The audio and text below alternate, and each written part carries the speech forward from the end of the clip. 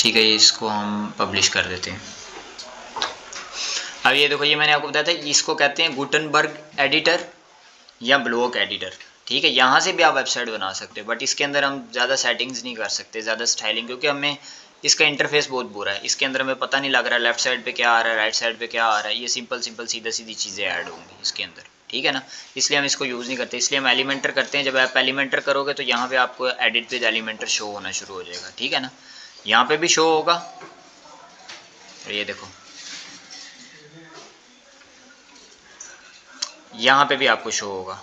जिसको आप एक दफ़ा एडिट कर दोगे, अभी देखो सिर्फ एडिट शो हो रहा है, लेकिन जब एक दफ़ा मैं इसको एडिट विद एलिमेंटर कर दूंगा तो फिर अगली दफ़ा मुझे एडिट विद एलिमेंटर पेज पे ऐड करते हुए भी शो होगा।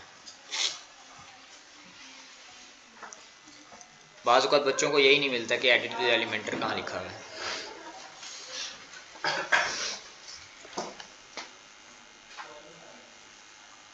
अब ये देखो, ये अब हमारा गोल क्या है, चलो इसी वेबसाइट को बना लेते हैं। चलो,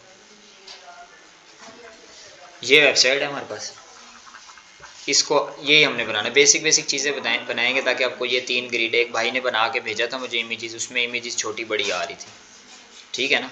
तो वो इमेजेस भी सेट करेंगे, ये वाला सेक्शन भी बना लेंगे, एक फॉर्म वाला सेक्शन भी बना लेंगे, ताकि आपको एक दफ़ा पूरा व्यू आ जाए। क्योंकि इस नेक्स्ट वीक के अंदर आपने 3 पेजेस की असाइनमेंट बना के लेके आनी है, क्योंकि हम थोड़ी सी हम आउटलाइन को भी फॉलो कर रहे हैं। ये देखो, अब ये हमारे पास होम पेज शो हो रहा है। इसको मैंने रिमूव करने का तरीका बताया था कि आपको पेज सेटिंग में जाना है और हमेशा यहाँ से एलिमेंटर फुल विड्थ करना है। इससे क्या होगा, अभी जो डिफ़ॉल्ट होता है वो थीम ही देती है हमें, थीम की हर चीज़ ख़त्म हो जाएगी। अब ये देखो, ये नीट एंड क्लीन, ये वाला यहाँ से यहाँ तक देखो नीट एंड क्लीन एक कैनवस टाइप बन गया, ठीक है। यहाँ से अब देखो हमने क्या ऐड करना है। सबसे पहले हम बनाते हैं हेडर, क्योंकि हेडर हमारा रह जाना है फिर। अब ये देखो, एलिमेंटर प्रो का क्या फ़ायदा है, हेडर हम थीम के थ्रू भी बना सकते हैं, बट उसमें हमारे पास कंट्रोल ज़्यादा नहीं है, ठीक है। इसलिए हम एलिमेंटर प्रो के थ्रू बनाते हैं। जो जिनके पास एलिमेंटर प्रो नहीं है तो वो एलिमेंटर हेडर एंड फुटर एक प्लगइन होता है, वो कर ले, वो फ्री में होता है। अच्छा जी, टू वर्डप्रेस, ये देखो यहाँ से ये प्लगइन होता है, यहाँ पे आप यहाँ पे भी सर्च कर सकते हो एलिमेंटर।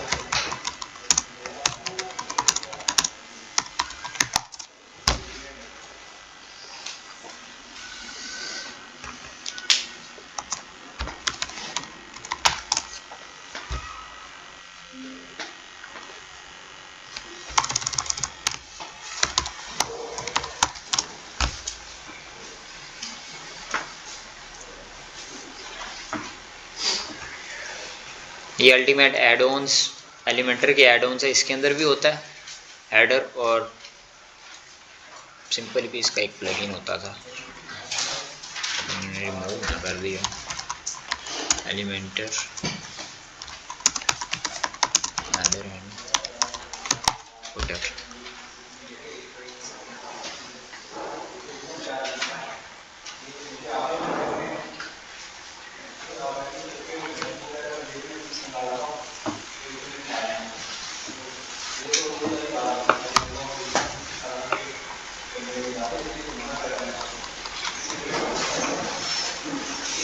चलो ये प्लगइन ना मैं आपको ढूंढ के भेज दूंगा।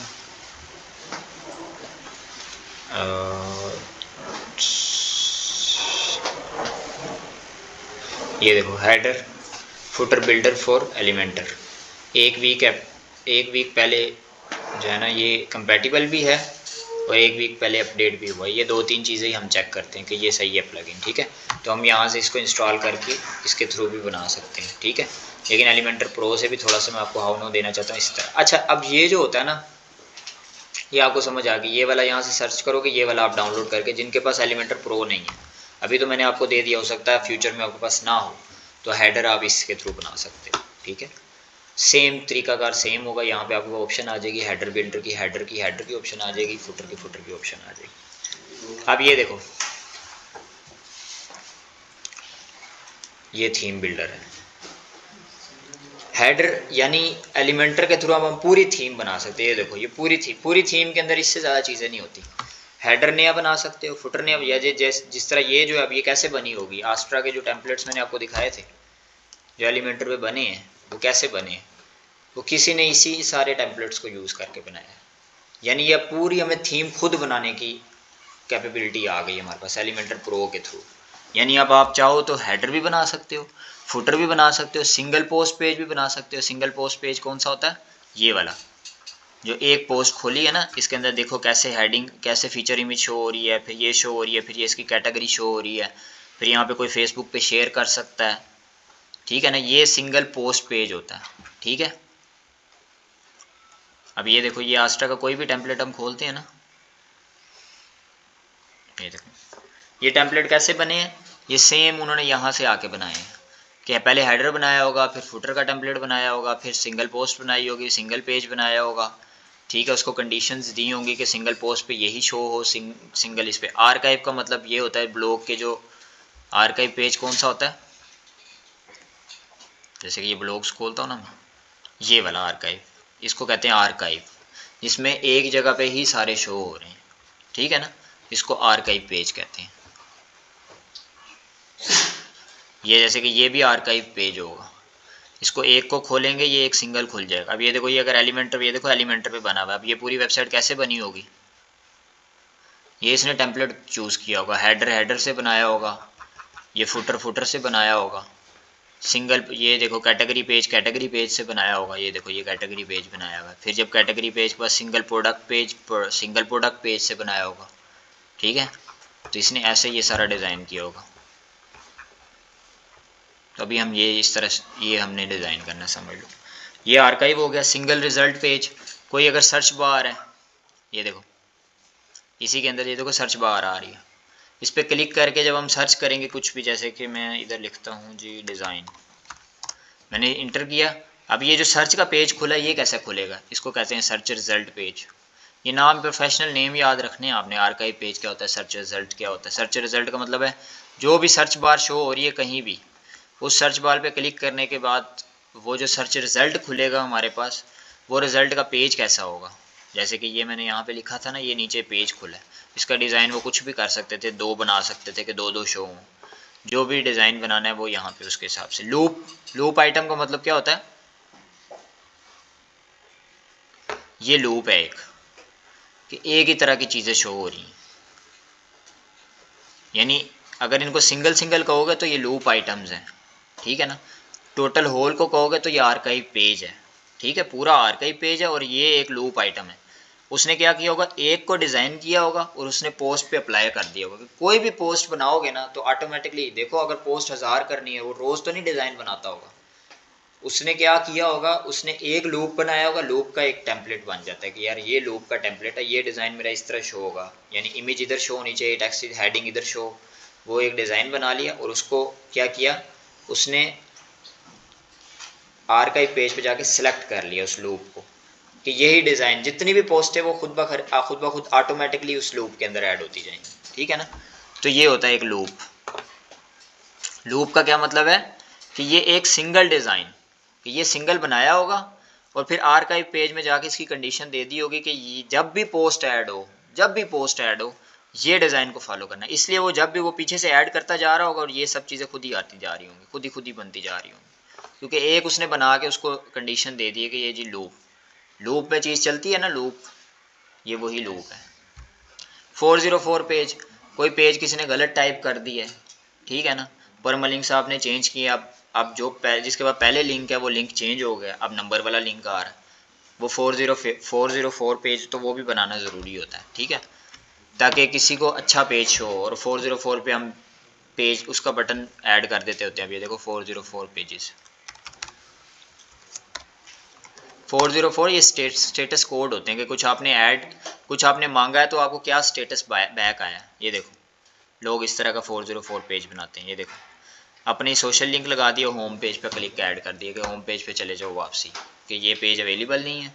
ये देखो ये लिखा हुआ है page not found, the page you are looking for. ये कुछ भी किसी भी वजह से हो सकता है, जो लिखने वाले से गलती होगी, उसने यूआरएल ही सही नहीं लिखा। हो सकता है हमने पहले वो पेज बनाया हुआ था, अब हम वो सर्विस ही नहीं देते, डिलीट कर दी हमने पेज, अब उसको मिल ही नहीं रहा। तो 404 एक बन जाएगा। जो भी पेज किसी को किसी भी वजह से नहीं मिला, वो पेज क्या होगा, उस पर हमारे प्रॉपर उसको गाइडलाइन होगी, ठीक है ना। ये SEO का ये भी एक बहुत अच्छा फैक्टर है। अब ये देखो, अब हम हेडर बनाने लगे। सिंपल, हमने हेडर सेलेक्ट किया। कहाँ पे गए थे? थीम बिल्डर में, एलिमेंटर की सेटिंग में, थीम बिल्डर में।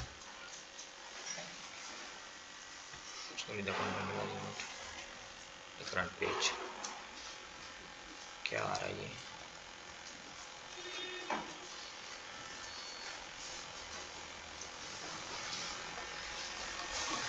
You must know the content function in the current template in order to build it.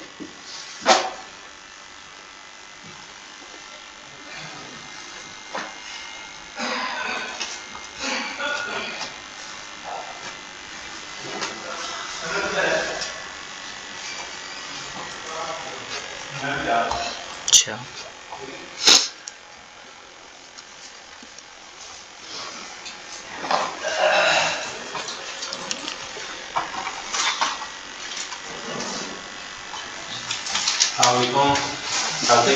वालेकुम सलाम। अल्लाह का शुक्र, आप सुनाएं? बेहतरीन।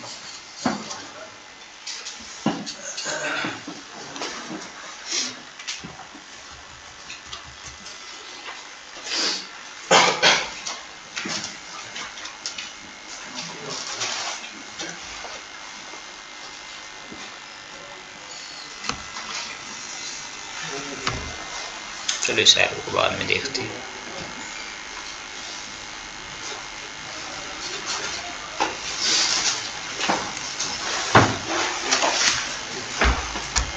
अभी हम बल्कि चलो उसी से हमारी प्रैक्टिस हो जाएगी।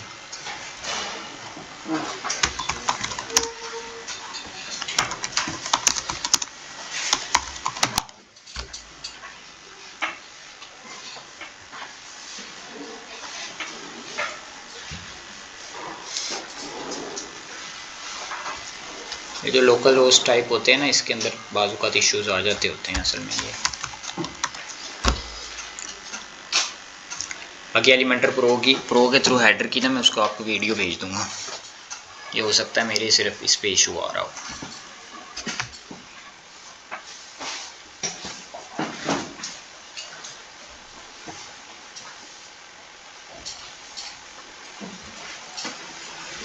अच्छा, ये वाला हेडर ठीक है ना। इसके अंदर भी हेडर फुटर है, इसके पास भी हेडर फुटर, इसके अंदर भी हेडर फुटर है, लेकिन आप ये कर लें, ठीक है।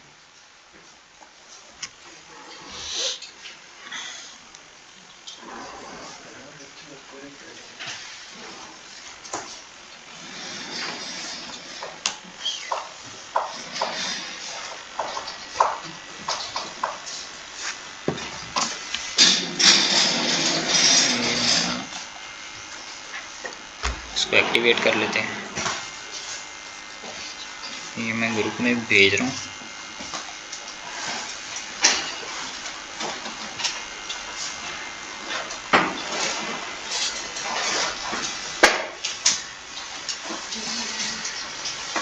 इसका नेम मैंने ग्रुप में भेज दिया। अब ये देखो, ये यहाँ पे हमारे पास ऑप्शन आ गई है,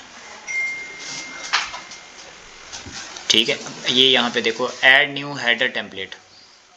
यहाँ पे फुटर टेम्पलेट है और हेडर टेम्पलेट है। हेडर का टेम्पलेट ऐड करना तो हेडर का टेम्पलेट आया, इसका नेम, हेडर नेम, इसको मेन हेडर लिख दो, ठीक है। अब ये देखो, include page, use this to show the header on specific pages. Select all कर दोगे, सारे पेजेस पे शो होने लगा। अब मैं आपको दिखाता हूँ, ये देखो, इसके हेडर को नोट करो ज़रा। ये होम पेज है, इस पे हेडर ट्रांसपेरेंट है, स्क्रॉल करने पे ब्लैक हो जाता है, ठीक है। अब देखो, नेक्स्ट किसी भी पेज पे जाओगे, अबाउट पेज पे जाओ, हेडर ट्रांसपेरेंट है लेकिन स्क्रॉल करने पे वाइट होता है। इट मीन्स कि इस हेडर को मैंने कैसे बनाया है, ये एक हेडर नहीं है, दो हेडर बनेंगे। एक हेडर को मैंने कंडीशन दी है कि तू शो हो जा होम पेज पे। देखो ना, यहाँ से ये एक हेडर शो हो रहा है होम पेज पे। होम पेज का अलग हेडर है, क्योंकि उसने मुझे कहा था जी मैं बैकग्राउंड पे ये इमेज चाहता हूँ, ठीक है ना। तो ये हेडर है, स्क्रॉल होने पे ब्लैक हो जाता है, ये एक अलग हेडर है। बाकी हर पेज पे स्क्रॉल होने पे वाइट हेडर है, देख रहे हो, नज़र आ रहा है। तो ये दो हेडर बने हैं। एक हेडर को क्या किया होगा कि तू होम पेज पे शो हो जा, पर बाकी हर जगह से एक्सक्लूड हो जा। दूसरे हेडर को कहा होगा होम पेज से एक्सक्लूड हो जा, बाकी हर जगह पे शो हो जा। अब ये देखो, ये होती है कंडीशन देना यहाँ पे। ये देखो सिंपल उसने बोला इंक्लूड पेजेस, यानी किन पेजेस पे दिखाना चाहते हो, जब आप हेडर बना रहे हो ये किस पेज पे दिखाना चाहते हो। सिलेक्ट ऑल कर दो। नॉर्मली सारे पेजेस पे एक ही हेडर होता है, लेकिन कोई ऐसी कोई केस आ जाता है इस तरह का, कोई चाहता है जी मेरी पूरा बैकग्राउंड पे इमेज वो हो। अब ये पहले पूरी वेबसाइट बन चुकी थी, बाकी सारे पेजेस पे वाइट बैकग्राउंड था, ठीक है ना। इसलिए एक ऑप्शन मेरे पास ये थी कि मैं होम पेज की सारे पेजेस के लिए अलग हेडर को कंडीशन देता हूँ, लेकिन एक मेरे पास ऑप्शन ये थी कि मैं एक हेडर सिर्फ नया बनाऊँ और उसको होम पेज पे अलग कर दूँ, बाकी दूसरे हेडर को, उस जो दूसरा हेडर था उसको होम पेज पे एक्सक्लूड कर दूँ और होम पेज वाले को बाकी सारी जगहों पे एक्सक्लूड कर दूँ। ये देखो, ये इंक्लूड है और ये एक्सक्लूड है इस पेज पे। जैसे कि अगर मेरे पास, मैं चाहता हूँ होम पेज के लिए अलग हो, सैम्पल पेज के लिए अलग हो, तो मैं यहाँ से करूँगा ये वाला पेज होम पेज पे शो हो जाए इंक्लूड, और एक्सक्लूड में सैम्पल पेज। अब क्या करेगा, होम पेज पे शो होगा, सैम्पल पेज पे नहीं शो होगा, ठीक है ना। अब इसको अगर आपने दूसरी कंडीशन देनी है, यहाँ से सिलेक्ट ऑल कर दोगे, जिस पेज पे भी नहीं चाहते उस पर आप उसको अनचेक कर दोगे, ठीक है, वो पेज एक्सक्लूड हो जाएगा। होम पेज को अगर यहाँ से मैंने दूसरा सैम्पल पेज पे सिर्फ शो कराना है, इसको होम पेज पे सिर्फ शो करवाना है, तो सैम्पल पेज को एक्सक्लूड कर दिए। अब सिर्फ होम पेज पे शो होगा, सैम्पल के लिए मुझे अलग हेडर बनाना पड़ेगा, या फिर वो थीम से पिक कर लेगा। तो लेकिन अभी हम सिलेक्ट ऑल कर लेते हैं, ये वैसे मैं आपको बता रहा था। अब ये देखो सिलेक्ट ऑल किया, सारे पेजेस पे शो होगा, ठीक है। Display condition entire side, all blog post, all archive pages, ठीक है। हम इसको कहेंगे इंटायर साइड, पूरी साइड पे शो हो, ठीक है। एक्सक्लूड, कुछ भी एक्सक्लूड नहीं हमने करना। मेक हेडर स्टिकी, स्क्रॉल करने पे स्टिकी बनाना है या नहीं बनाना, ठीक है, वो हम बाद में देखते हैं। इसको क्रिएट पे आप क्लिक कर देते हैं। तो ये इसकी सेटिंग थी कुछ। एक डिस्प्ले कंडीशन थी कि कहाँ कहाँ क्या चीज़ किस पेज पे इंक्लूड करना है और किस पे एक्सक्लूड करना है। अब ये हेडर हमारे पास ब्लैंक कैनवस आ गया, तो इसका हम हेडर बनाएंगे। हेडर सेम इसको फॉलो करते हैं। अबाउट है, लोकेशन है, ऑफरिंग है, लैंडिंग पेज है, कैरियर है, ब्लॉग, ठीक है। और लेफ्ट साइड पे क्या है, लोगो है। अब देखो कितने कंटेनर चाहिए,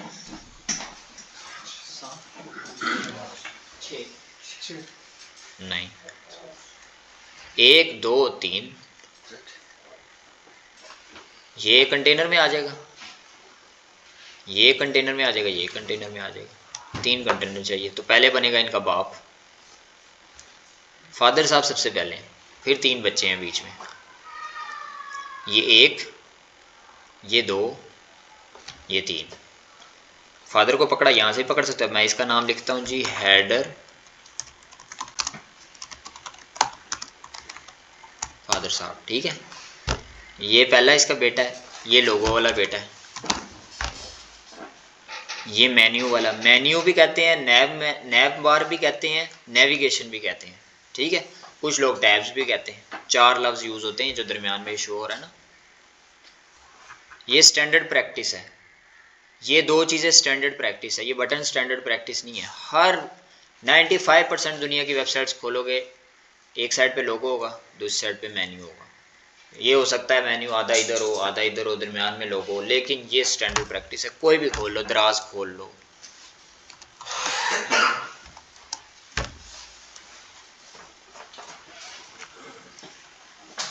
ये देखो इसमें भी ये मेन्यू ऊपर, ये लोगो, ये 2 चीज़ें यूनिवर्सल हैं। 95% ये यूज़ होती है, 5% एक्सेप्शन हो सकती है, बट ज़्यादा ये देखो, ये लोगो, ये नेम क्यों लिखने हैं, ताकि हर चीज़ को प्रोफेशनल वे में करना। ये लोगो हो गया, ये मेन्यू हो गया, और ये बटन हो गए। बटन वाला वैसे भी आपके लिए कॉम्प्लिकेटेड हो जाएगा, लेकिन चलो सीख लो,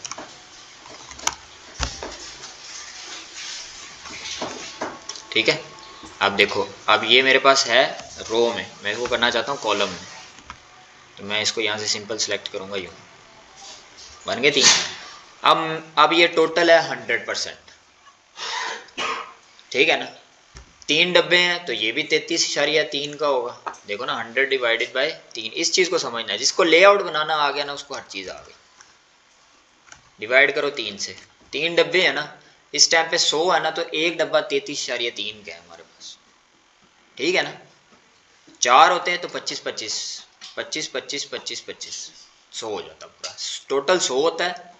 3 है तो 33, जितने भी डब्बे बनाने हैं उतने पे डिवाइड हो गए। अब 33 है, 33 का बना हुआ है, लेकिन मुझे 33 लोगों के लिए मुझे छोटी जगह चाहिए, मेन्यू के लिए बड़ी जगह चाहिए, बटन के लिए भी छोटी जगह चाहिए। अगर मैं लोगो कर दूं 20, ये आपने इसके साथ प्ले करना पहले। ये देखो, ये परसेंटेज ही सिलेक्ट करनी है आपने। मैं कहूँगा तो 20% हो जाए, ये थोड़ा सा मुझे ज़्यादा छोटा लग रहा है, लेकिन हम इसको बाद में देखते हैं। पहले सारों को परसेंटेज दे लेंगे, फिर देखेंगे किसको ज़्यादा देनी है, किसको और ज़्यादा देनी है। 20 हो गया, 80 रह गया, दरमियान वाले को मैं दे देता हूँ 70 दे देता हूँ और 50 दे देता हूँ। देखो अब तीसरे को जब दूंगा ना, फिर ये सेट होगा। 50 60 70 हो गया, 30 रह गया। सेम यही चाहिए डिफाइन। सबसे पहले लेआउट, जिसको लेआउट बनाना पहले बाप बनाओ, जितने पहले अपने दिमाग में स्केच बनाना है, यार ये मुझे ये चीज़ ऐसे चाहिए, इसको मैं ऐसे कर सकता हूँ। करने के 1000 तरीके हैं, इसको खिंच थ्रू के भी कर सकते हो आप। तीनों को एक जगह पे रख के इनके दरमियान ग्रिड वो होता है एक ऑप्शन स्पेस बिटवीन का, वो भी कर देते तो तीनों आपस में कोने में भी लग जाते, लेकिन वो हमें बाद में मोबाइल पे सेट करते हुए बड़ा उस तंगी होनी थी। अब देखो सिंपल हमें क्या चाहिए, लेफ्ट साइड पे इस चीज़ की किसको समझ नहीं आई तो बता दो। समझ आ गई है? टोटल 100 था, 3 पे डिवाइड करना था, जितनी जगह जिसको जितनी जगह चाहिए उसको उतनी जगह दे दी, ठीक है। परसेंटेज में एक को परसेंटेज दिया तो सारों को परसेंटेज देनी है, ताकि कुछ भी चीज़ हमारी डिस्टर्ब ना हो। अब सिंपल हमें लोगो चाहिए, बाकी हम सारे टैब्स को क्लीन कर देते हैं ताकि जो है ना हमें इशू ना हो। ये देखो, ये लोगो चाहिए सिंपल। लोगो के लिए मैंने आपको बताया था हमारे पास होता है जी इमेज पिकर होता है, एक्सटेंशन डाउनलोडर एक्सटेंशन उसका नाम।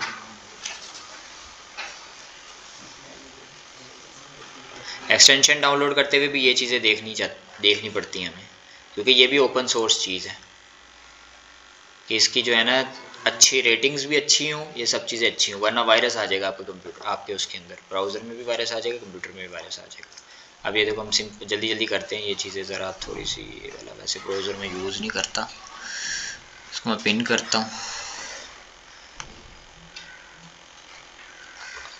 अच्छा, ये लोगो आ गया, इसको मैंने लोगो को डाउनलोड कर लिया। ये आप अपना लोगो कैनवा के थ्रू बनाएंगे, आपको पता है किस तरह बनाना है, वो मैंने वीडियो भेजी हुई है, वो आप कैनवा के थ्रू अपना लोगो बनाओगे। कैनवा प्रो किसी ने ख़रीदा भी है या नहीं ख़रीदा? मुझे तो नहीं लगता किसी ने ख़रीदा है। भाई प्रैक्टिस नहीं करोगे तो कुछ नहीं आएगा। जो ये सोचता है प्रैक्टिस के बगैर वो कर सकता है, तो वो फिर कुछ नहीं कर सकता। अच्छा यार, ये रहा। अब यहाँ से हम इसको, अब देखो ये इसमें नहीं पिक होता ये, चलो यहाँ से पिक कर लेते हैं। ऐसे डायरेक्ट भी इमेज डाल जा सकती है, नहीं तो सिंपल ये प्लस पे क्लिक करो, इमेज चाहिए, इधर इमेज सर्च करो, इमेज ऐड करनी है, ये इमेज। अब जो आइकन होता है ना ज़्यादातर वो पीएनजी में होता है। पीएनजी कौन सी फॉर्मेट होता है? जिसका बैकग्राउंड नहीं होता। देखो इसके पीछे कोई कलर्ड बैकग्राउंड नहीं है, कुछ भी नहीं है, इसको कहते हैं पीएनजी फॉर्मेट। या एसवीजी में होता है, सबसे बेस्ट एसवीजी है। वैसे तो आजकल वेब पी है, लेकिन जो फॉर्मेट होती है एसवीजी। ये लिखा हुआ है ना टेक्स्ट, वो देखो वो लोगो लिखा हुआ है, कितना बड़ा फ्लैक्स है। एसवीजी जो है ना वो पिक्सल एज नहीं होता, जितना मर्जी उसको बड़ा कर लो, इससे बड़ा पूरी बिल्डिंग के लिए बनवाना हो फ्लैक्स। जो एसवीजी फॉर्मेट होता है वो पिक्सेलेट नहीं होता, जितना मर्जी उसको स्ट्रेच कर लो, ठीक है। इलस्ट्रेटर पे बनता है वो। तो लोगो जो है ना वो ज़्यादातर एसवीजी ही हम यूज़ करते हैं, या पीएनजी यूज़ करते हैं। ये पीएनजी है तो पीएनजी यूज़ कर लेते हैं। मेन्यू बनाना है हमने, मेन्यू का मैंने आपको बताया था, ये देखो मेन्यू ये लिखा हुआ है, मैं इधर मेन्यू लिख देता हूँ। ये वर्डप्रेस मेन्यू आ रहा है, लेकिन वो कह रहा है कि यहाँ से अब मेन्यू जो है ना आप वो चूज़ करो। इस पर मैंने क्लिक किया, मेरे पास अभी कोई मेन्यू है ही नहीं, ठीक है ना। वो देखो ये लिखा हुआ है there are no menu in your site, menu बनाते हैं। ये समझ लो कि एक दफ़ा आपकी दोबारा रिवीजन भी हो रही है। Support the navigation when your theme does not support. इसको हम पब्लिश करते हैं 1 मिनट, ठीक है। और यहाँ से एग्जिट टू वर्डप्रेस पे जाते हैं। यहाँ पे हम मेन्यू में जाते हैं। मेन्यू इधर चला गया। आजकल कौन सी थीम है जो सपोर्ट नहीं कर रही?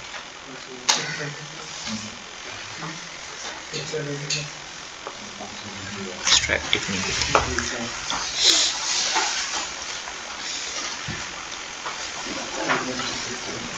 ये देखो ये मेन्यू, आप देखो हम मेन्यू बनाने लगे हैं। ये उस दिन भी मैंने बताया था आपको, तो जल्दी जल्दी बना लेते हैं। इसको लिखते हैं जी हेडर मेन्यू लिख दो, मेन मेन्यू लिख दो, जो मर्जी आपको मर्जी है। हेडर मेन्यू, ठीक है। इसको प्राइमरी मेन्यू कर देते हैं, इसको क्रिएट सेलेक्ट करते हैं। अब यहाँ से मैंने आपको बताया था पेज ऐड करना, तो पेज पहला तो पेज ऐड कर लेते हैं इसको पेज, क्योंकि ये देखो ये वाला मेन्यू बना रहे हैं सेम वैसे होम पेज लिखना होता है। क्योंकि ये मेन्यू बड़ा बन गया था इसलिए होम पेज को इग्नोर कर दिया। नो स्टैंडर्ड प्रैक्टिस ये है कि होम पेज आपके लोगों के साथ अटैच हो जाए। इस पर क्लिक करोगे ये देखो होम पेज पे जाएगा, ठीक है। लोगों को हमेशा लिंक देते हैं होम पेज के साथ, ठीक है। तो होम पेज, वैसे होम पेज लिखते हैं, अगर जगह हमारे पास है तो होम पेज हम लिख लेते हैं। होम पेज है, इसका नाम होम खाली लिख सकते हैं। यहाँ से हम चेंज कर देते हैं होम। अगला क्या है अबाउट अस। अभी मैं कस्टम लिंक ऐड कर रहा हूँ, आप पेज नया बनाओगे उसको पेज को ऐड करोगे। यहाँ से मैं कस्टम लिंक फिलहाल वैसे ही ऐड कर रहा हूँ, हैश डाल देता हूँ। लिंक टेक्स्ट क्या है अबाउट अस, ठीक है। ऐड मेन्यू किया, ये मेन्यू हो गया। अगला क्या है ऑफरिंग्स। ऑफरिंग्स, इसको भी मैं ऑफरिंग्स, ठीक है। कस्टम लिंक दे रहा हूँ, ठीक है। वैसे आप पेज ऐड करोगे, पेज बनाओगे, पूरा पेज ऐड होगा, फिर वो पेज वहाँ से यहाँ से जैसे कि ये पेज किया इसको ऐड टू मेन्यू करोगे और यहाँ से ये सिलेक्ट करके इसको ड्रैग एंड ड्रॉप कर लोगे, ठीक है। यहाँ से भी मैं इसको रिमूव कर देता हूँ, ठीक है। यहाँ से मैं एक और कस्टम लिंक ऐड करता हूँ। यहाँ पे आगे लैंडलॉर्ड्स है, तो यहाँ से मैं इसको ये करता हूँ यहाँ से, ठीक है। और यहाँ से हम एंड पे कांटेक्ट करके इसको जल्दी से कंप्लीट करते हैं ताकि हमें बनाना आ जाए। आप देखो कुछ ऐसी चीज़ें होती हैं जिनको नोट करना होता है। ये देखो अबाउट अस लिखोगे तो कॉन्टैक्ट अस लिखोगे, खाली अबाउट लिखोगे तो कॉन्टैक्ट भी खाली लिखोगे, ठीक है ना। ये कुछ चीज़ें होती है जो प्रोफेशनल चीज़ होती है। फिर एक और चीज़ भी प्रोफेशनल चीज़ों में यूज़ की जाती है, बटन अगर जितना गोल है, जितनी भी शेप्स बनाओगे उतनी गोल बनाओगे। बटन अगर स्क्वायर है, जितनी शेप्स बनाओगे उतनी स्क्वायर्स बनाओगे। अब ये देखो ये बनाई हुई है ना वेबसाइट, बटन की इतनी, इसकी कर्व देखो, कर्व इतनी है ना, हर शेप की इतनी कर्व होगी। ये देखो इसकी भी शेप की इतनी कर्व है, इसकी भी इतनी कर्व है, इसकी भी इतनी कर्व है। ये देखो ये यूज़ किया हुआ है, इसकी भी इतनी कर्व है, देख रहे हो। इससे क्या होता है डिज़ाइन प्रोफेशनल लगता है। बस ये एक अच्छे डिज़ाइनर अच्छी वेबसाइट बनाने वाले में और एक आम बंदे ने जिसने यूट्यूब से वीडियोस देख के बना ली, बना वो भी वेबसाइट लेते हैं। ये जो थोड़ी सी परफेक्ट, अब ये देखो ये नुक्कर देखो, ये भी कर्व उतना है, ये भी कर्व उतना है, इसका भी कर्व उतना है, इसका भी कर्व उतना। अब ये गोल में बना देता, ये इस तरह बना देता, ये सीधे बना देता तो अच्छी नहीं लगनी थी। अब सिंपल वेबसाइट है, लेकिन जो ऐसा बॉक्स नज़र आएगा ना उसकी कर्व देखना, इक्वल इक्वल उसकी कर्व होगी। इसको बॉर्डर रेडियस कहते हैं, इक्वल रेडियस देना है।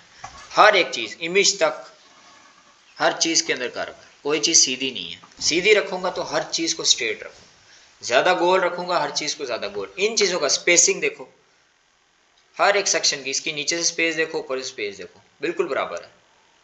इसके ऊपर से नहीं, ये मुझे जितने बच्चों ने वीडियोस देखी हैं उन्होंने स्पेसिंग का ज़रा ख्याल नहीं रखा। फिर एक और स्टूडेंट ने भेजी थी, उसने ऐसे 3 तस्वीरें लगाई हुई थी, 4 तस्वीरें लगाई हुई थी, शायद वो आप थे, पता नहीं।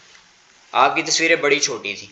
जी सर, हो गई थी। कैनवा सिखाया है ना, कैनवा नहीं आता, रीसाइजर टूल ले लो, इमेज एक एक साइज की करो। 500 बाय 500 है तो 500 बाय 500, 500 बाय 500 सिलेक्ट करता था, वो कंटेनर ज़्यादा बड़ा हो जाता है, मुझसे इमेज छोटी रहती है, इसलिए उससे सेटिंग मैंने आपको सिखाई नहीं है। इमेज की सेटिंग आपने डिज़ाइनर भी बनना है, क्योंकि आप इतना वो एक्सपेक्ट आपको करते हैं कि कैनवा आपको बेसिक आता है। फ्री कैनवे के अंदर भी डिज़ाइन इतना तो बन जाता है रीसाइज करने के लिए। 500 बाय 500 की इमेजेस चाहिए। अब ये देखो ये कुछ नहीं किया हुआ, ये मैंने वहाँ से सेटिंग नहीं की हुई, ये तीनों एक साइज़ की इमेजेस हैं, 500 बाई 500 का एक टेम्पलेट बनाना कैनवा पे, एक इमेज लाना, उसको डाउनलोड कर लेना, फिर दूसरी उसी के ऊपर डालना, उसको साइज करना, फिर आप सिंपल इमेजेस लगाते जाओगे, साइज आपका बिल्कुल सही रहेगा। वहां से सेटिंग करोगे तो आपकी कोई भी इमेज सेट नहीं हो सकती, ठीक है ना, क्योंकि वो रेशो पिक करता है। जिसकी रेशो ज़्यादा है, यानी 1/1 का मतलब होता है 500 बाई 500, 1/2 का मतलब है 500 बाई 1000। अब जो 500 बाई 1000 है और यहाँ से 1/1 अगर 500 बाई 500 है, रेशोज की आप सेलेक्ट कर रहे हो, तो उसने अपनी रेशो के मुताबिक इस इमेज को बड़ा करना है या छोटा करना है, साइज ही बराबर नहीं है। आपने पहले ही इमेज को इस तरह करना है कि टाइनी पीएनजी कंप्रेस भी करनी है, वो जो मैंने आपको बताया था कंप्रेस करने का तरीका, कंप्रेस भी करना है, रीसाइज भी करना है। इमेज के अंदर तीन चीज़ें होती हैं, कंप्रेस भी करते हैं, रीसाइज भी करते हैं। सबसे पहले रीसाइज होता है, फिर वो कंप्रेस होती हैं, फिर उसका ऑल टेक्स्ट डिटेल लिखते हैं ताकि एसईओ भी थोड़ी सी हो। तो ये तीन चीज़ें इमेज के अंदर हमेशा याद रखनी है, और इमेज का ही स्पीड पे, हर चीज़ पे बहुत इफेक्ट होता है। अच्छा, कहाँ पे थे? अब ये सेव कर दिया अब हमने। अब हम दोबारा देखते हैं। आपने एक चीज़ नोट नहीं की होगी कि हमारा हेडर हमने जो बनाया था, ये देखो होम पेज है ना, शो हो रहा है अब हमें हेडर। हमने उसको कंडीशन दी थी ना इंटायर, अब उसने थीम का हेडर को ओवरराइट कर दिया। थीम का हेडर नजर आ रहा, पहले थीम का यहाँ पे बनू काबिल वो नाम नजर आ रहा था, ठीक है ना, थीम का हेडर ओवरराइट हो गया। अभी अपना इसने अपना हेडर बना दिया। अभी ये देखो, ये अब इस पर क्लिक करोगे, ये देखो मेन हेडर के नाम से एडिटिंग का एरिया भी नजर आ रहा है कि अब एडिट कर सकते हो आप यहाँ से। अब इसी को हम एडिट करते हैं दोबारा, क्योंकि अब अपनी इसकी सेटिंग करनी है फर्दर। ये देखो, अब ये मेन्यू आ रहा है, लेकिन मेरे पास इसका डिज़ाइन अच्छा नहीं आ रहा है। ये देखो, ये लाइनें बड़ी आ रही हैं, टेक्स्ट ग्रीन आ रहा है, मेरा तो येलो की वाइब है। इसकी वाइब देखो, ये देखो, ठीक है, ये ब्लैक ब्लैक टाइप हो जाता है हल्का सा, ठीक है। अब ये देखो, सबसे पहले मैं इसको सिलेक्ट करूँगा। सबसे पहला काम तो अब मैंने मेन्यू बना लिया, मेरे को और मेन्यू होते हैं, उनमें से कोई सिलेक्ट कर लेता है। ये जो भी मेन्यू सिलेक्ट करना, पहला काम है सिलेक्ट कर लेना। दूसरे नंबर पे हॉरिजॉन्टल लेआउट, वर्टिकल लेआउट करता तो ये वर्टिकल में हो जाता, हॉरिजॉन्टल में हॉरिजॉन्टल। ड्रॉप डाउन का मतलब ये है कि क्लिक करने पे ड्रॉप डाउन आइक खुलेगा, ठीक है।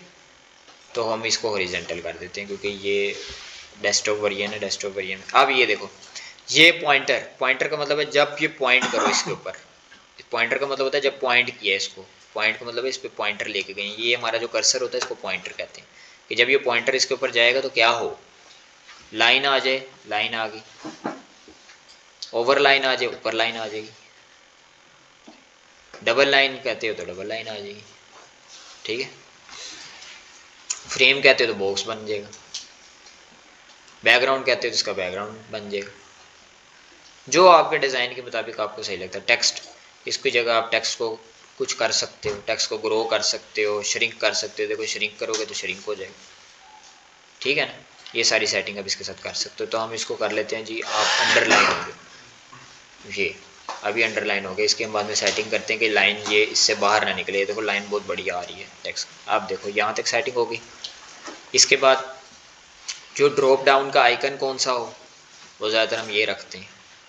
ड्रॉप डाउन का आइकन कौन सा, ये जो इसके साथ आइकन नज़र आ रहा है छोटा सा, लोकेशन के साथ छोटा सा आइकन नज़र आ रहा है ना, ये वाला, ठीक है, इसको कहते हैं इस, ये हम ये सिलेक्ट कर लेते, थोड़ा हम बड़ा रखते होते हैं इसके अंदर। ब्रेक पॉइंट्स, ब्रेक पॉइंट्स क्या होते हैं, एक स्क्रीन से दूसरी स्क्रीन पे शिफ्ट हो तो कब डिज़ाइन चेंज हो। ये देखो, ये ब्रेक पॉइंट्स हैं, ये टैबलेट का ब्रेक पॉइंट है, यानी जब स्क्रीन का साइज 1024 से छोटा हो जाएगा ना, 1024 पिक्सल से छोटा हो जाएगा, अगला डिज़ाइन आ जाएगा। इसकी आप पूरी सेटिंग अलग कर सकते हो, यानी ये टैबलेट का डिज़ाइन है। डेस्कटॉप से जैसे ही छोटे करते जाओगे स्क्रीन, 1024 पे जैसे ही आएगी स्क्रीन, अगला डिज़ाइन मेरा शो हो जाए, ठीक है। इसके बाद मोबाइल या ब्रेक पॉइंट चेंज भी कर सकते हो, लेकिन इन्होंने स्टैंडर्ड रखे होते हैं, ठीक है। दुनिया के मोबाइल इसके बाद ही स्टार्ट होते हैं। अब ये देखो, मोबाइल का इन्होंने स्टैंडर्ड रखा हुआ है 767 पिक्सल पे जब आए मेरा मोबाइल पे शिफ्ट हो जाए डिज़ाइन, ठीक है ना। तो ये होते हैं ब्रेक पॉइंट्स, ये हम कोड के थ्रू करते होते हैं, लेकिन इसने हमें कोड पीछे लिख के दिया हुआ, इसलिए हम यहाँ से डायरेक्ट सेटिंग कर लेते हैं मोबाइल पे। अभी देखो मोबाइल पे ज़रा सही नहीं शो हो रहा है, लेकिन हम इसकी मोबाइल पे भी सेटिंग करके, ये देखो अब ये आ गया। इसके बाद तीसरी चीज़ हमें बटन चाहिए, उससे पहले हम इसकी पूरी सेटिंग कर लेते हैं, या पहले हम बटन डाल लेते हैं। अब हमें बटन चाहिए, ये बटन डाल दिया। बटन की अब सेटिंग कैसे करनी है, एक मेरे पास ऑप्शन ये है कि मैं 1 बाय 1 बटन की सेटिंग करूँ, इस बटन की भी सेटिंग करूँ, अगले बटन की भी सेटिंग करूँ। एक मेरे पास ऑप्शन ये होती है कि मैं ग्लोबल सेटिंग कर लूँ, ठीक है। लेकिन ग्लोबल सेटिंग के बिना आपके लिए टाइम ज़्यादा लग जाएगा उसके ऊपर। अच्छा चलो मैं ग्लोबल सेटिंग आपको सिखाता हूँ। ये देखो, ग्लोबल सेटिंग हम किन चीज़ों की करते हैं, बटन की करते हैं, हेडिंग्स की करते हैं, ठीक है, हेडिंग्स के साइज़ की करते हैं। उसके लिए तरीकाकार सबसे बेस्ट क्या होता है, आप यहाँ से हेडिंग्स में जाओ, एक पेज बनाओ, हेडिंग्स डालो। अब ये तो हेडर है ना, पेज नहीं है, रुको ये भी चलो सीख ही लो।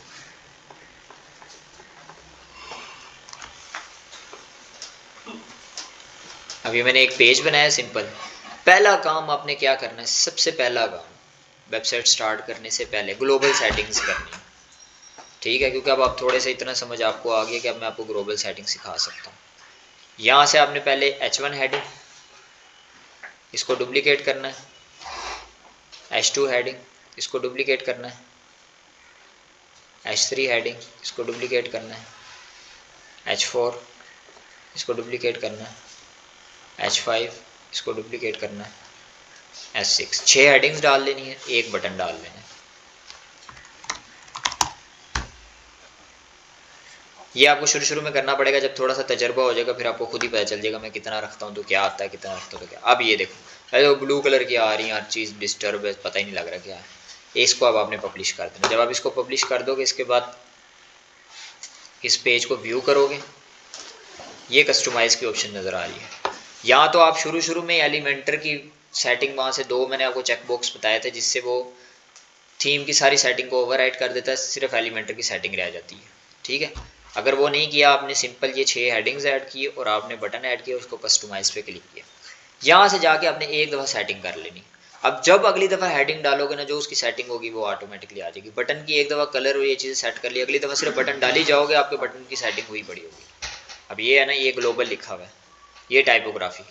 अब ये देखो, अच्छा एक चीज़ रह गई हमारे पास, एक और चीज़ डाल लो, सिंपल टेक्स्ट भी डाल लो, हेडिंग्स, टेक्स्ट, बटन, ये 3 चीज़ों की हम ग्लोबल सेटिंग करते हैं।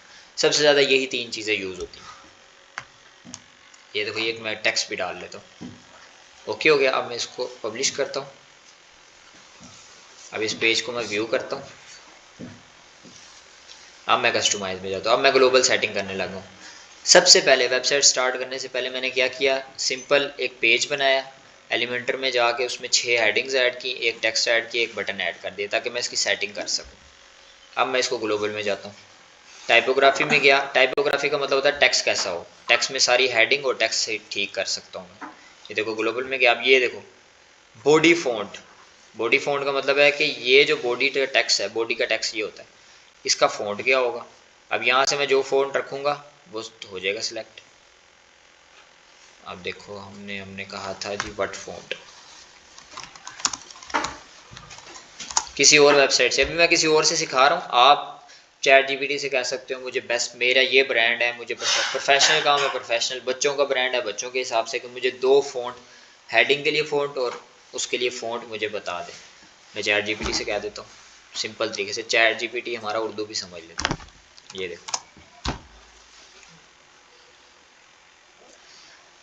अच्छा मुझे जो है ना आप 2 फ़ॉन्ट्स बता दें, मेरा एक किड्स का ब्रांड है, उसके हिसाब से मैं 2 फ़ॉन्ट्स जो यूज़ कर सकता हूँ हेडिंग के लिए और डिस्क्रिप्शन के लिए या टेक्स्ट के लिए।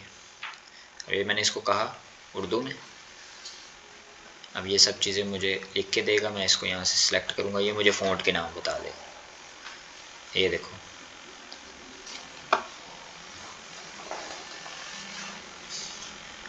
फ्री डोका हेडिंग के लिए, आइए मैं देखता हूँ ये मेरे पास अवेलेबल है, ठीक है, उसने नाम बताया। इसको आप कुछ भी कह सकते हो। अब ये जो नए ChatGPT का नया वर्जन आया उसके अंदर ये उर्दू भी पिक कर लेता है सिंपल। अब ये देखो मैं ये हेडिंग के लिए, ये देखो मेरे पास है ये फ़ॉन्ट हेडिंग के लिए, उसने कहा तो मैं हेडिंग के लिए रख लेता हूँ। ये तो बॉडी है ना, हेडिंग के लिए, ये देखो हेडिंग लिखा हुआ है, मैं इसके लिए तो जो आपका ब्रांड है आप इस तरह भी कर सकते हो, ठीक है। इसके अलावा इसको आप ओपन कर दो।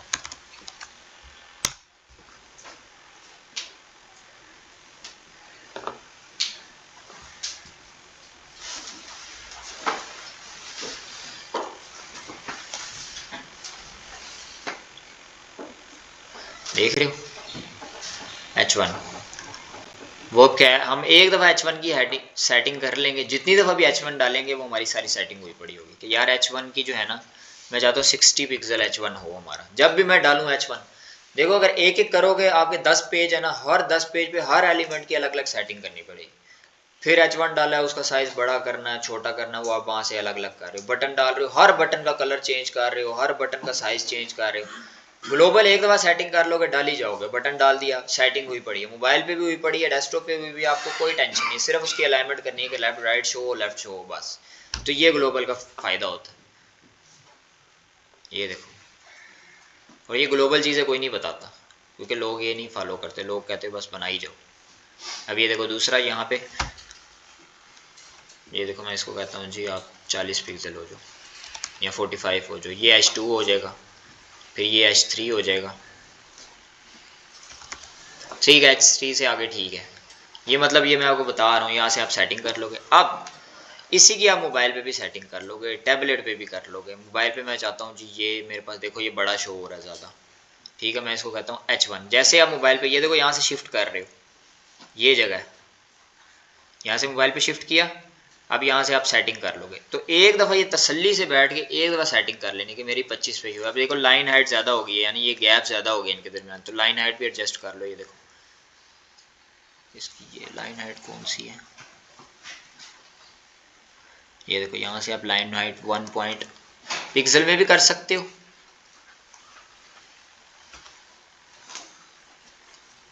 बाईस कर देते हैं, वैसे हम 2 पिक्सल ज़्यादा रखते हैं। ये देखो अब लाइन एडजस्ट भी एडजस्ट होगी, इस तरह आप सारों की एक दफ़ा एडजस्ट कर लोगे। 28 कर लेते हैं। अब ये देखो लाइन हाइट हमने इसकी एडजस्ट कर दी, ठीक है, डेस्कटॉप पे भी मोबाइल पे। अब हमारी एक चीज़ सही हो गई है कि अब हमने हेडिंग को सेट कर लिया। अब हम टेक्स्ट देख लेते हैं, टेक्स्ट सही शो हो रहा है हमें, इस पर भी सही शो हो रहा है, डेस्कटॉप पे जाएंगे उस पर भी सही शो हो रहा है। डेस्कटॉप पे थोड़ा मुझे ज़्यादा छोटा लग रहा है, मैं इसको बड़ा कर सकता हूँ। ये देखो बॉडी फ़ॉन्ट है, थोड़ा सा बड़ा कर लेता हूँ, 18 कर लेता हूँ। अब ये पूरी वेबसाइट पे चेंज हो जाएगा। अगर मैंने अलग अलग करना हो तो मुझे बड़ा मसला है, मैंने 10 पेज बनाऊंगा, 10 पेज में हर एक सेक्शन पे मुझे मेहनत करनी पड़ेगी, ठीक है। इसके अलावा बटन आ जाए, अब बटन की सेटिंग कर लेते हैं। ये देखो कलर्स में गए, बटन की सेटिंग वैसे हम वहाँ से करते होते हैं। ये देखो ये बटन है, बटन के शेप किस तरह हो, बटन ना आपका वहाँ से ठीक होगा एलिमेंटर से। अब ये देखो एलिमेंटर की जो ये सेटिंग होती है ना,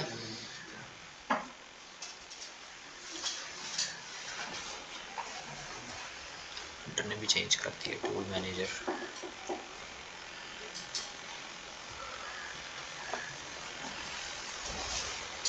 ये देखो ये लिखा हुआ है disable default colour, check this box will disable Elementor's default color and make Elementor inherit the color from your theme। अगर आप इन दोनों को चेक मार्क कर दोगे तो थीम से सेटिंग करोगे। अभी ये चेक मार्क नहीं है तो हम एलिमेंटर से सेटिंग करेंगे, ठीक है ना। चेक मार्क ये लिखा हुआ है check this box will disable Elementor's default colour, Elementor के डिफ़ॉल्ट कलर्स को भी डिसेबल कर देगा, एलिमेंटर के फ़ॉन्ट्स को भी डिसेबल कर देगा, और इनहेरिट करेगा यानी लेगा the colours from your theme, theme से कलर पिक करेगा। तो हमने क्योंकि ये नहीं किया हुआ इसलिए अब ये सेटिंग हमें वहाँ से करनी पड़ेगी एलिमेंटर से। तो हम कैसे करेंगे, ये देखो एलिमेंटर के अंदर भी यार ग्लोबल होता है, तो इन्होंने वो भी चेंज कर दिया है।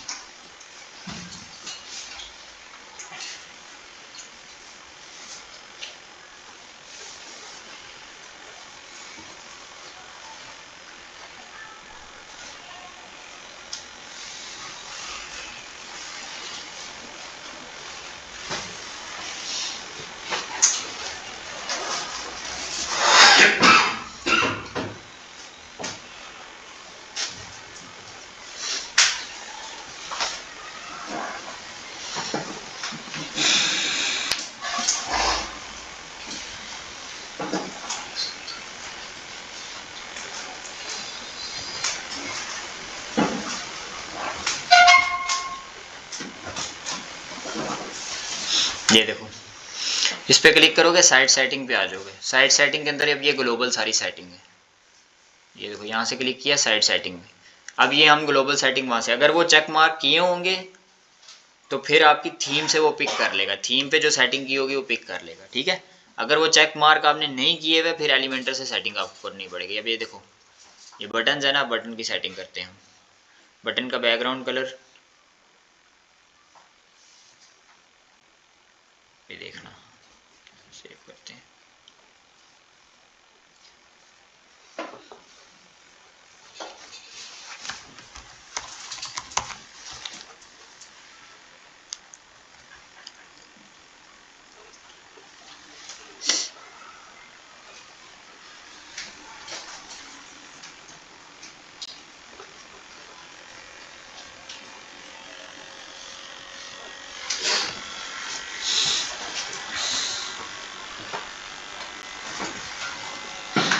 देखो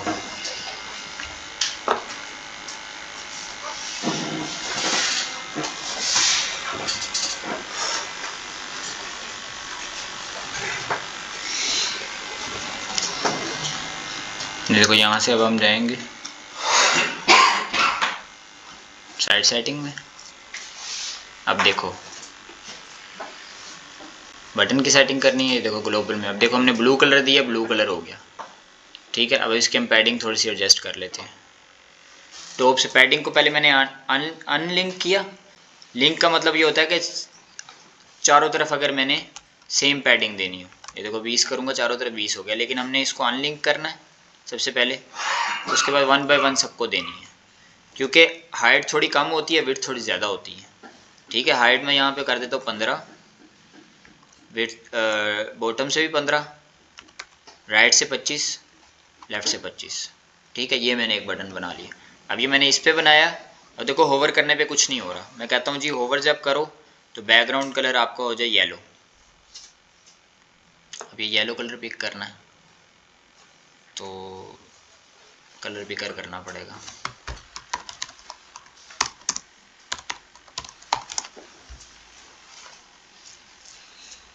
ठीक है ना, वो चेक मार्क करोगे तो एलिमेंटर की सेटिंग ऑन हो जाएगी, अगर वो चेक मार्क नहीं है तो थीम की सेटिंग ऑन रहेगी, ठीक है ना।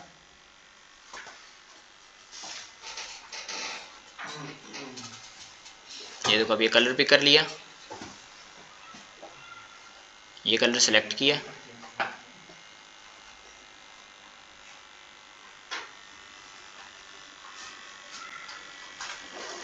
इसको यहाँ से पिक कर लेते हैं, एडिटिंग से सही हो नहीं रहा। ये देखो यहाँ से ये कलर पिक कर लिया। अब मैं चाहता हूँ होवर करने पे बटन का कलर येलो हो जाए, ठीक है। तो मैं होवर की ऑप्शन में गया, ये बैकग्राउंड कलर है, ये टेक्स्ट कलर है, बैकग्राउंड कलर में चला गया, यहाँ से जाके मैंने इसको पेस्ट कर दिया, ठीक है। अब ये देखो ओवर करने पे ये कलर हो गया। अब जितने भी बटन मैं डालूंगा इसकी एक सेटिंग मैंने कर ली, हर बटन यही इसी तरह हो जाएगा, ठीक है ना। तो मैं इसको मोबाइल पे भी सेट कर लेगा, मोबाइल पे मुझे ठीक लग रहा है ये, ठीक है ना। साइज़ भी ठीक है, टेक्स्ट भी ठीक है, सही है। इस तरह आपने इसकी सेटिंग कर लेनी, इसी तरह आपने हेडिंग की सेटिंग कर लेनी, क्योंकि अब हमने पीछे से ऑन कर दिया है कि आप यहाँ से सेटिंग में कर सकूँ। तो यहाँ से बॉडी का मैं फ़ॉन्ट चेंज कर सकता हूँ, जो भी चेंज करूँगा ये देखो यहाँ पे चेंज हो रहा है, ये देखो नोट करो यहाँ पे, ये देखो यहाँ पे चेंज हो रहा है।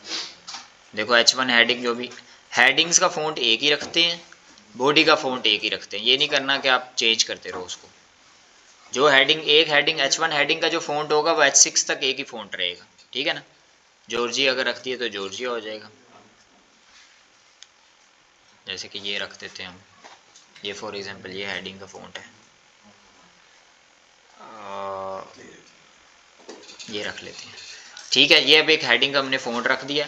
अब ये हेडिंग का फ़ॉन्ट सब पे मुझे अप्लाई करना पड़ेगा, H1 पे भी, H2 पे भी, H3 पे भी। अल्जीरिया ये इसका नेम, ये देखो मैं H2 पे भी अल्जीरिया कर दूंगा,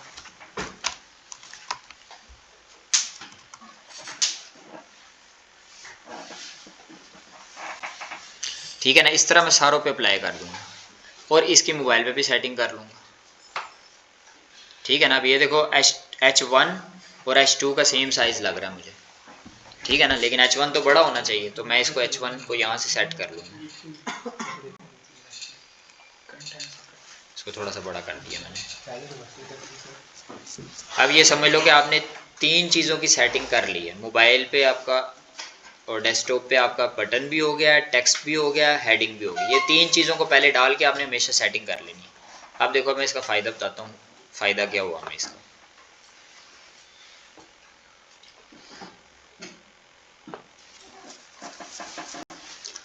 देखो अब मैं इस पेज को एडिट करता हूँ। अब हम हेडर आगे कंप्लीट करते हैं, फिर इसको आगे बनाते हैं। बैटरी लो की है यार। अच्छा वैसे टाइम पूरा हो गया, ठीक है। पब्लिश करता हूँ। ये देखो अब इसका फ़ायदा ये होगा कि मैं जितनी दफ़ा भी हेडिंग ऐड करूँगा ना, ये देखो मैंने H1 हेडिंग या H2 हेडिंग ऐड की, H1 करूँगा, इसकी ऑटोमेटिकली सेटिंग हुई हुई है। मुझे कुछ भी चेंज करने की, बटन मैं जितनी दफ़ा मर्जी ऐड करूँ, ये देखो इसको मैं डुप्लीकेट करता जाता हूँ। अब उसकी सेटिंग हुई हुई है। अब मुझे कुछ चेंज करने की जरूरत, अब मैंने सिर्फ सिंपल इमेजेस और लेआउट को सेट करना, मेरी सारी वेबसाइट ऑटोमेटिकली रेडी होती जाएगी। मुझे एक एक सेक्शन की एक एक चीज़ को छेड़ना नहीं पड़ेगा, अलग अलग चेंज नहीं करना पड़ेगा। ये मैं जल्दी से इसका हेडर सेट करते हैं। उससे पहले कि ये बंद हो जाए, इससे पहले कि ये देखो हेडर,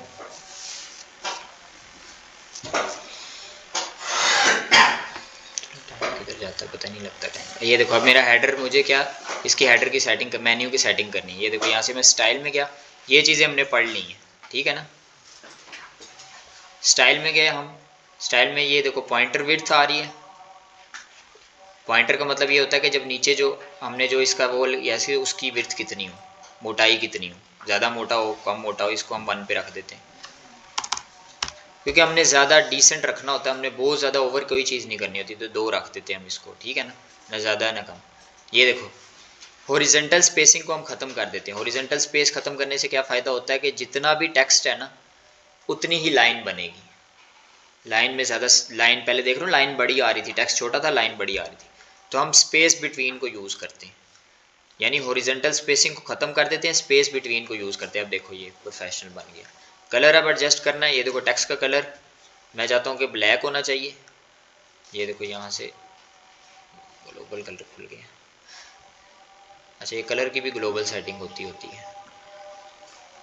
सेव एंड लीव कर देते हैं। ये देखो मैं चाहता हूँ कि ये ब्लैक होना चाहिए प्रोफेशनली, तो मैं इसको ब्लैक कर देता हूँ। अब ब्लैक हम पूरा नहीं कभी करते, थोड़ा सा लाइट ब्लैक करते हैं। कोई भी चीज़ हमें शौक में नहीं करनी होती। ये देखो अब देखो हम उसके मुताबिक हेडर बन गए। बटन फिलहाल हम 1 रखते हैं, तो हम इसकी विड्थ ज़्यादा कर देते हैं। इसकी हम विड्थ कर देते हैं 70, 80, 90, 70 नहीं 65 कर देते हैं। 65 ये और 20, 20 ये, 20 ये है, 65 ये है, 60, 70, 80, 85 हो गया, 15 रहेगा।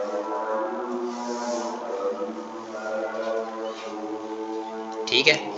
अब ये मेन्यू है, मेन्यू की अलाइनमेंट, यहाँ से ये मेन्यू की अलाइनमेंट चेंज हो जाएगी। यहाँ से मैं इस मेन्यू को इधर कर देता हूँ। देखो ये मेरा हेडर बन गया उसके मुताबिक। देखो सेम इस तरह का हेडर है ना, बस कलर वगैरह चेंज है, हमारा सेम इस तरह का हेडर बन गया। ठीक है। अब देखो इसकी मोबाइल पे सेटिंग कैसे करनी है। जब इसको ड्रॉप डाउन करोगे ना, तो ये ऑटोमेटिकली आपके पास जो चीज़ें ऐसे हैं वो ऐसे आ जाएंगी। बताया था ना, जो ऐसे होती हैं वो ऐसे आ जाती हैं। पहले ये चीज़ है, दूसरे नंबर पे मेन्यू था, तीसरे नंबर पे बटन था, ऐसे ही था ना, और वो नीचे की तरफ आ गया। अब इसकी सेटिंग कैसे करनी है, बटन कभी हम शो नहीं करवाते, इसको हाइड कर देते हैं। मैंने आपको बताया था हाइड, ये देखो हाइड ऑन मोबाइल, अब ये मोबाइल पे हाइड हो जाएगा। ठीक है ना, क्योंकि बटन हम इसमें, ये देखो ये मोबाइल पे कैसे शो होता है,